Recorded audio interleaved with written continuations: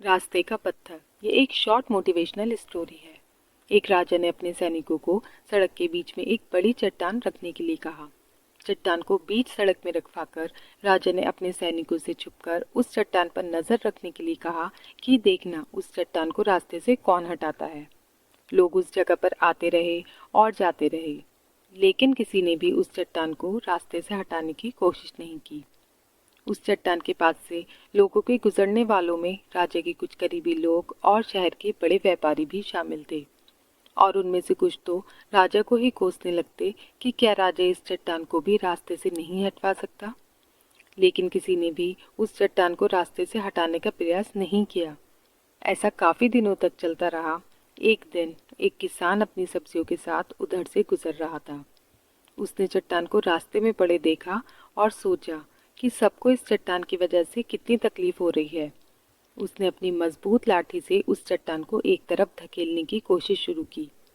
काफी कोशिश के बाद वह उसे सड़क से हटाने में कामयाब हो गया।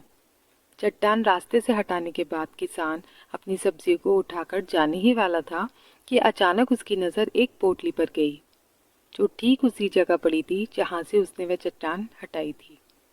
उसने उस पोटली को खोलकर देखा तो उसमें सोने के कई सिक्के थे, और उन सिक्कों के साथ राजा का एक संदेश भी था, जिसमें लिखा था कि ये सोने के सिक्के उसके लिए हैं जो इस चट्टान को रास्ते से हटाएगा। दोस्तों, बिल्कुल ठीक इसी तरह हम अपनी ज़िंदगी में भी कई परेशानियां देखते हैं। कुछ लोग उन परेशानियों से बचकर निकल जाते हैं और कुछ रास्ता बदल लेते हैं, और चंद लोग ठान लेते हैं उन परेशानियों का हल निकाल लेने की। और ऐसे ही लोग मुश्किलों में संभावनाएं और संभावनाओं में छुपे अवसर खोज लेते हैं। मजबूत इरादे और नेक दिल के साथ किए गए कोशिशों के परिणाम हमेशा ही अच्छे आते हैं। इसीलिए जीवन की परेशानियों से घबराओ मत, बल्कि उन परेशानी को हल करने की कोशिश करते हुए जीवन के सफ़र में आगे बढ़ो। ये कहानी पसंद आई हो तो इसे लाइक कीजिए,